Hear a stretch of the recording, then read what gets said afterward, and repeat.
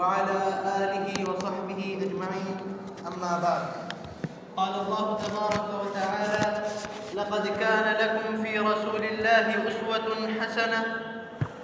صدق اللہ العظیم. محترم سامعین اکرام، اللہ تبارک و تعالیٰ کا بے انتہا فضل و کرم ہے، اس کا بے انتہا احسان ہے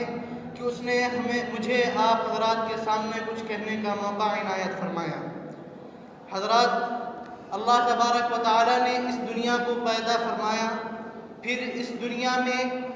دنیا کو آباد کرنے کے لیے حضرت انسان کو یہاں پر بھیجا. اس سلسلے کی سب سے پہلی کڑی حضرت آدم علیہ السلام کو بھیجا، پھر ان کے ذریعے دنیا کو آباد کیا. دنیا کے آباد ہونے کے بعد پھر دنیا میں رہن سہن کا اسلوب اور طرز اور دنیا میں زندگی گزارنے کا طریقہ اور اخلاق و عادات کو سکھلانے کے لیے ایک ایسی جماعت کو یہاں پر بھیجا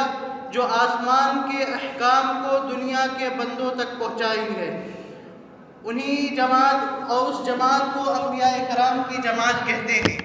اسی جماعت کی سب سے آخری کڑی حضرت محمد صلی اللہ علیہ وسلم کی ہے. یقیناً یہ وہ ہستی ہے جن کا احسان انسانیت پر بھی ہے اور اس کائنات پر بھی ہے. اگر یہ کہا جائے کہ کائنات کا موجود ہونا اور ہمارا اور آپ کا موجود ہونا اور اس دنیا کے نظام کا موجود ہونا اور آسمان و زمین کا موجود ہونا محض آپ علیہ السلام کے صدقے ہوا ہے، تو یہ بات بالکل بجا ہوگی. اس لیے کہ اس کائنات کے وجود کا مقصد ہی محض اسلام کی نشر و اشاعت تھی اور خداوند قدوس کی بندگی تھی، جس کے ذریعے حضرت محمد صلی اللہ علیہ وسلم کو تلقین کی گئی کہ آسمان کے احکام کو ہم تک پہنچائیں اور اس دنیا کے ختم ہونے تک ہر آنے والے انسان کے لیے اور ہر آنے والے جناتوں کے لیے جو احکام آئیں گے وہ محض آپ علیہ السلام کے ذریعے آئیں گے. چنانچہ یہ وہ ہستی ہے جس کا تذکرہ کر رہا ہوں، جس نے ہماری خاطر اور آپ کے خاطر انتہائی ظلم و ستم سہے ہیں، جس نے ہماری اور آپ کے خاطر اپنے آپ کو پاگل بھی کہلوایا ہے، جس نے ہمیں اور آپ کی خاطر جسے ساحر بھی کہا گیا ہے، ہمارے اور آپ کی خاطر جسے مجنون بھی کہا گیا ہے، ہمارے اور آپ کی خاطر اس پر غلاظت بھی ڈالی گئی ہے، ہمارے اور آپ کی خاطر اس نے ہر ظلم و ستم کو برداشت کیا ہے، ہمارے اور آپ کی خاطر اس نے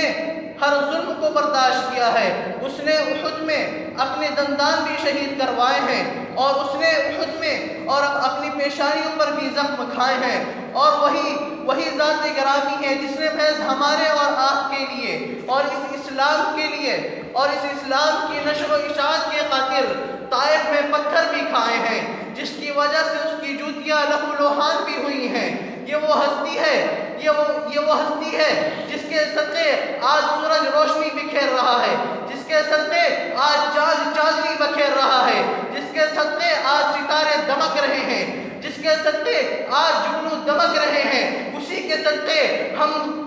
صدقے ہمیں ہمارا حق ملا ہے، اسی کے صدقے مظلوم عورتوں کو حق ملا ہے، اسی کے صدقے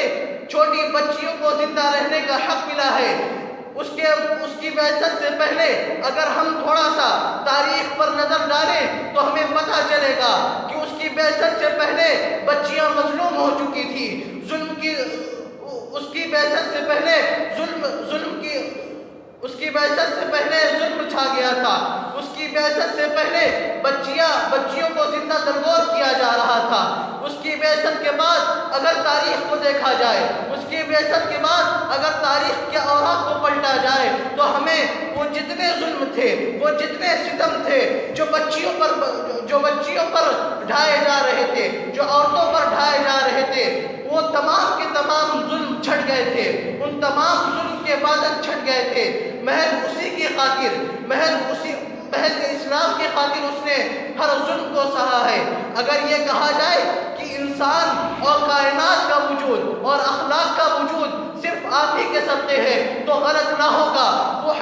اس حدیث کا معنی بالکل درست ہے، اس حدیث کا مفہوم بالکل درست ہے۔ لولاک ما خلقت الافلاک، اگر آپ علیہ السلام نہ ہوتے تو کائنات کا وجود نہ ہوتا، ہمارا اور آپ کا وجود نہ ہوتا، اخلاق کا وجود نہ ہوتا، اور اگر آپ علیہ السلام نہ ہوتے تو زمین کی پستی نہ ہوتی، آپ علیہ السلام نہ ہوتے تو آسمان کی بلندی نہ ہوتی، آپ علیہ السلام نہ ہوتے تو یہ سورج نہ ہوتا، یہ چاند نہ ہوتا، یہ ستارے نہ ہوتے۔ آپ ہی کے ذریعے ہمیں اس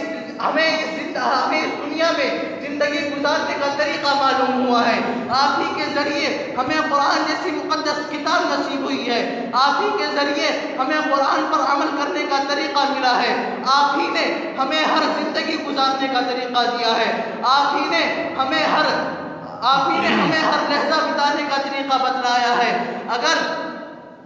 اگر یہ دیکھا جائے کہ آج کا مسلمان پستی کی طرف کیوں جا رہا ہے تو محض اسی وجہ سے ہے کہ ہم نے اس ہستی کو چھوڑ دیا ہے، ہم نے اس ہستی کی بتائی ہوئی تعلیم کو چھوڑ دیا ہے، ہم نے اس ہستی کی سنت کو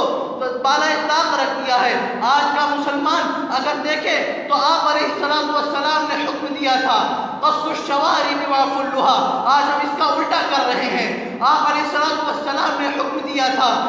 فاتقوا الدنیا، دنیا سے ڈرو، دنیا سے بچو، اور آج اگر دیکھا جائے تو تمام کا تمام مسلمان دنیا کی طرف بھاگا جا رہا ہے، تمام کا تمام مسلمان دنیا کی خاطر پاگل ہو گیا ہے۔ اگر دیکھا جائے تو ہمارے دل میں خدا کی محبت نہیں ہے، اگر دیکھا جائے ہمارے دل میں محمد صلی اللہ علیہ وسلم کی محبت نہیں ہے، اگر دیکھا جائے تو ہمارے دل میں قرآن کی محبت نہیں ہے، اگر دیکھا جائے ہمارے دل میں اسلام کی محبت نہیں ہے۔ ہاں اگر ہے تو دنیا کی محبت ہے۔ کیوں ہے؟ اس لیے کہ ہم نے رسول اللہ کی تعلیم کو چھوڑ دیا، ہم نے خداوند قدوس کی بندگی چھوڑ دی ہے، ہم نے اسلام کی بتائی ہوئی تعلیمات کو چھوڑ دیا ہے۔ محض اس وجہ سے آج کا مسلمان مظلوم ہو چکا ہے، محض اس وجہ سے ہر دنیا کے گوشے میں ہر مسلمان ذلت کا منہ دیکھ رہا ہے، محض اس وجہ سے آج کا مسلمان بالکل بے حیثیت ہو چکا ہے۔ کیوں؟ اس لیے کہ ہم نے سنن کو چھوڑ دیا ہے، اس لیے کہ ہم نے آپ علیہ السلام کے بتائے ہوئے طریقے کو چھوڑ دیا ہے۔ ہاں اگر مسلمان کو اس پستی سے چھٹکارا پانا ہے، اگر مسلمان کو اس ذلت کا سامنا نہیں کرنا ہے، اگر آج کے مسلمان کو مظلوم نہیں بننا ہے تو صرف ہمیں اور آپ کو آپ علیہ السلام کی بتائی ہوئی زندگی اور آپ علیہ السلام کے بتائے ہوئے طریقے اور آپ علیہ السلام کے احکام اور جو بارگاہ خداوند قدوس نے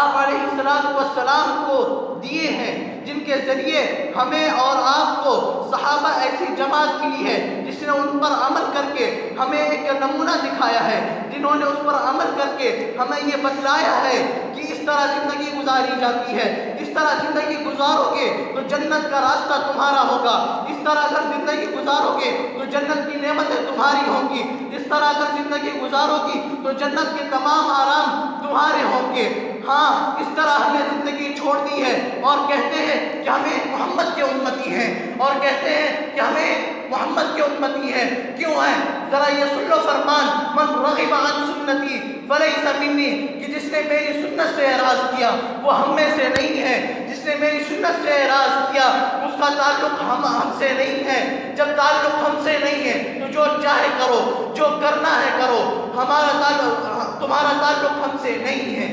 آپ علیہ السلام کا یہ فرمان